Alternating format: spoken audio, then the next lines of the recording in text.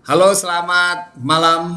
Eh, Assalamualaikum warahmatullahi wabarakatuh. Selamat malam buat rekan-rekan semua. Nama saya Dedi Susanto. Saya mahasiswa S2 Magister Hukum. Hari ini Magister Hukum Universitas Kristen Indonesia. Hari ini saya ingin berbagi dengan rekan-rekan semua tentang vlog hukum pertanahan. Dengan subtitle adalah pembagian hak bersama atas tanah, apa, mengapa, dan bagaimana. Hari ini sangat penting sekali buat kita semua.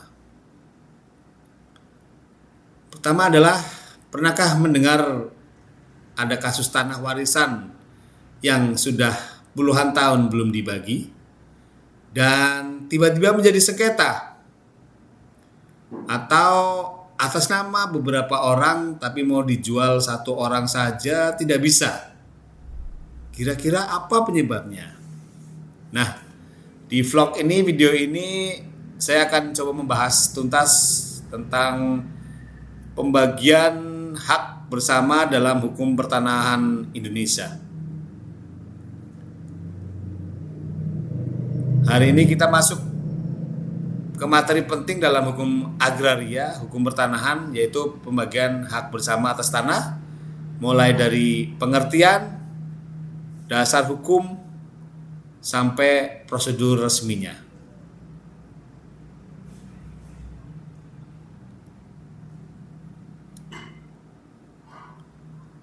Pertanyaannya tentu sangat simpel, apa itu hak bersama? Hak bersama dalam hukum pertanahan Indonesia adalah hak atas tanah tidak selalu dimiliki oleh satu orang. Tanah bisa dimiliki bersama-sama oleh dua orang atau lebih, dan itu yang disebut dengan hak bersama. Contohnya adalah tanah warisan yang dimiliki oleh beberapa ahli waris anak-anaknya dari orang tuanya. Kemudian tanah bersama berkaitan dengan hubungan suami istri, di mana tidak ada pemisahan harta atau perjanjian harta sebelumnya. Kemudian ada tanah yang dibeli secara patungan oleh beberapa orang atau beberapa entitas. Kemudian tanah keluarga yang belum pernah dibagi-bagi. Itu adalah tentang apa itu hukum pertanahan atau apa itu hak bersama. Menurut UUPA, Undang-Undang Pertanahan Agraria, yaitu Undang-Undang Nomor 5 Tahun 1960, hak atas tanah bisa dimiliki sendiri maupun bersama-sama. Jadi hak bersama itu sah dan diakui hukum. Tapi masalahnya, selama masih berstatus hak bersama, setiap tindakan atas tanah itu harus disetujui atau ditandatangani oleh semua pemiliknya.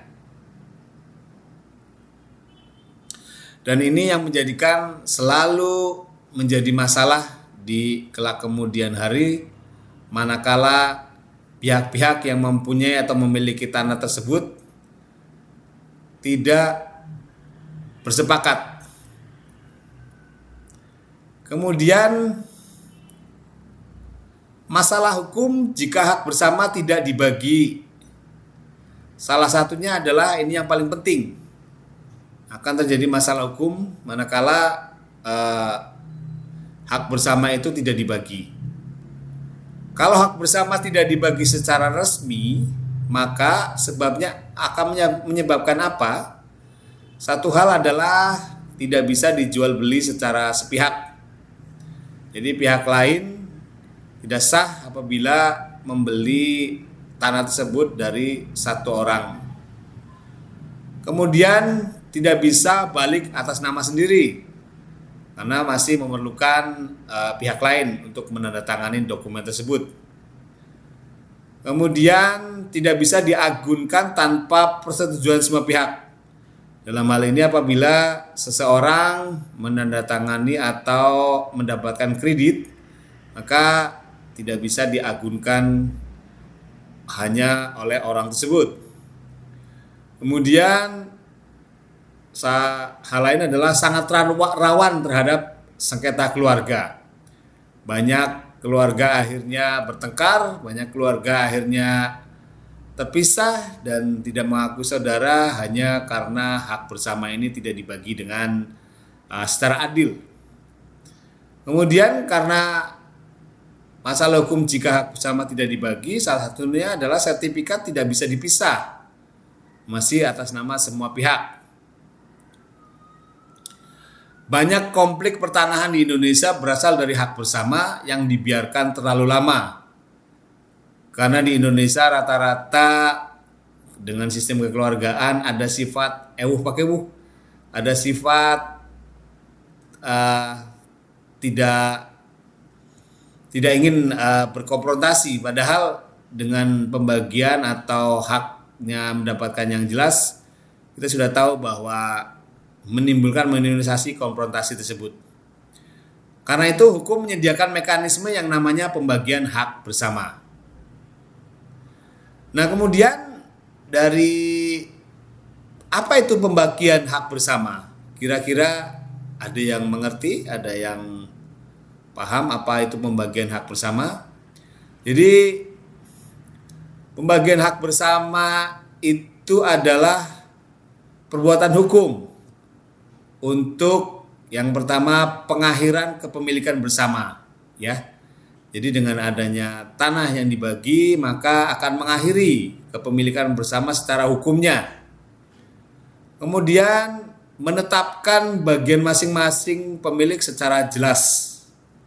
Ya, misalnya kapling 1 punyanya si A, kapling 2 punyanya si B, kapling 3 punyanya si C. Jadi ada kesepakatan secara jelas dan tuntas dan bisa jadikan sandaran hukum. Kemudian pembagian ini tidak cukup dengan kesepakatan lisan. Itu yang poin yang paling penting.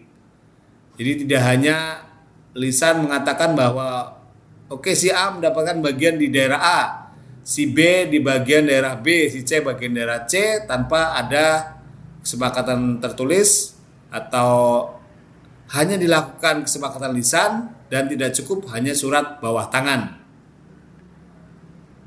Oleh karenanya harus dibuat dengan akta pembagian hak bersama atau yang sering kita sebut dengan APHB, ya. Jadi para pendengar semua, para penonton semua, bahwa ada pembagian hak bersama dan ada surat atau akta yang dikeluarkan oleh notaris terutama tentang akta pembagian hak bersama.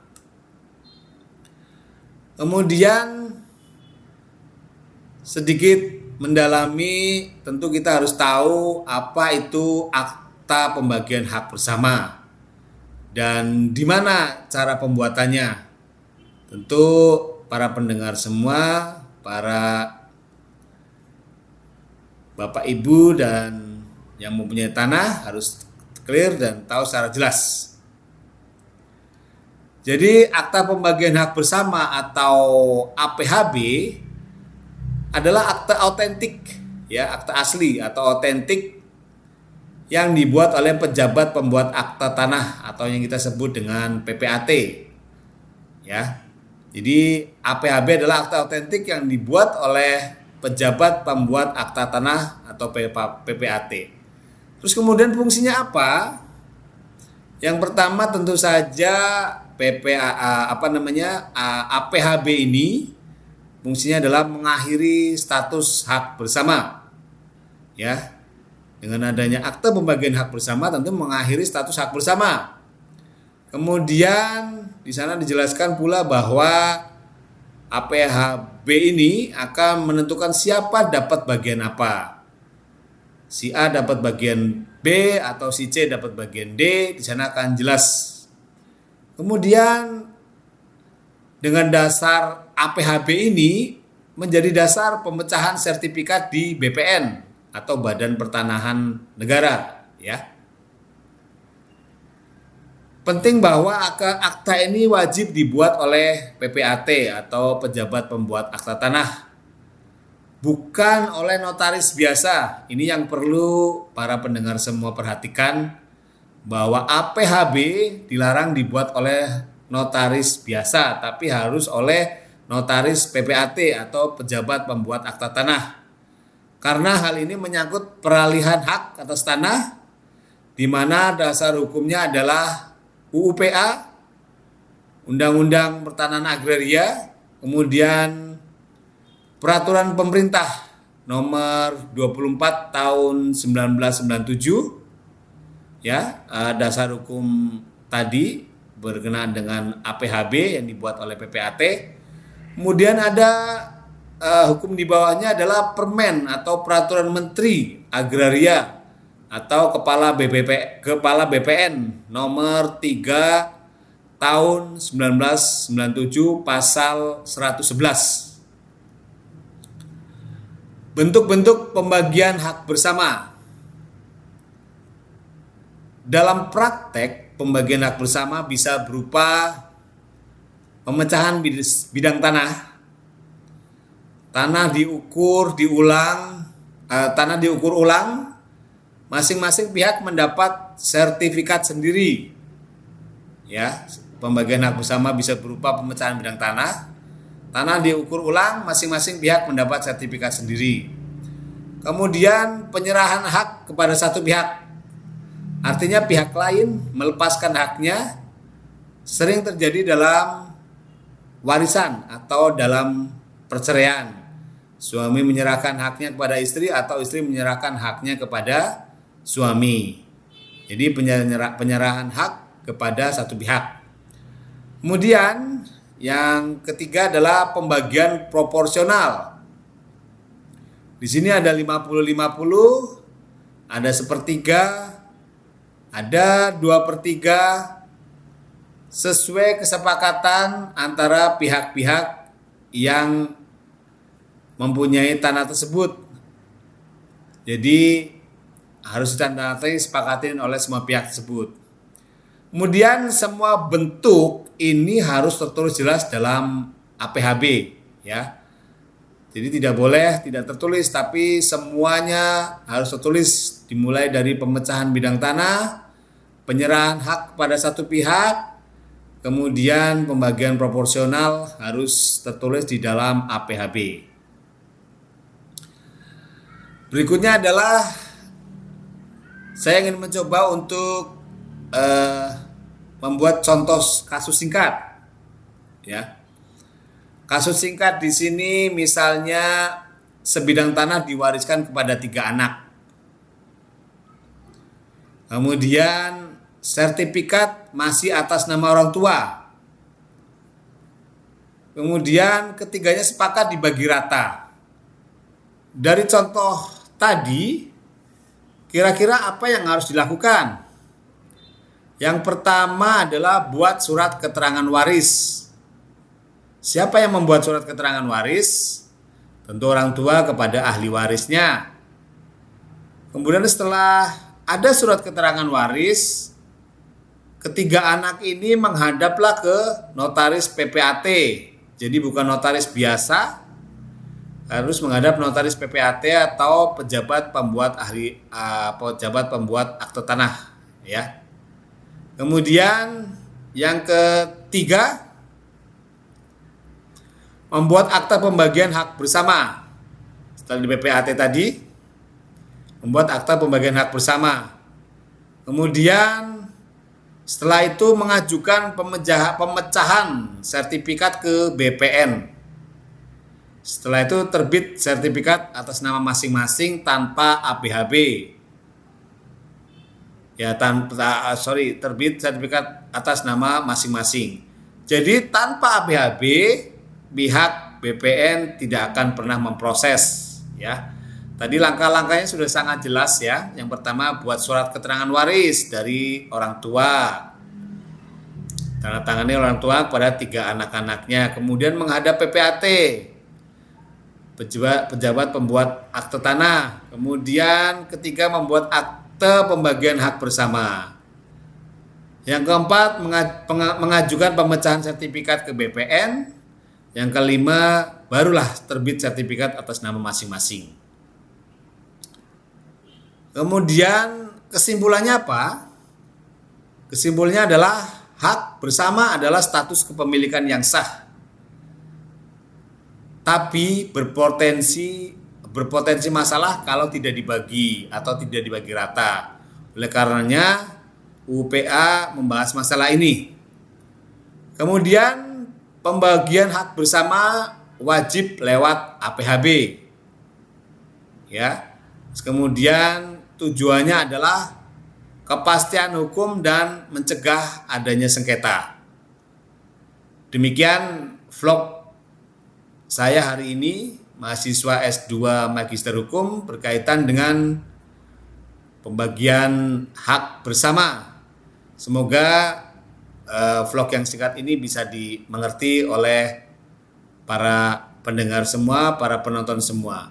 Demikian, akhir kata, selamat malam. Wabillahi taufiq wal hidayah. Assalamualaikum warahmatullahi wabarakatuh.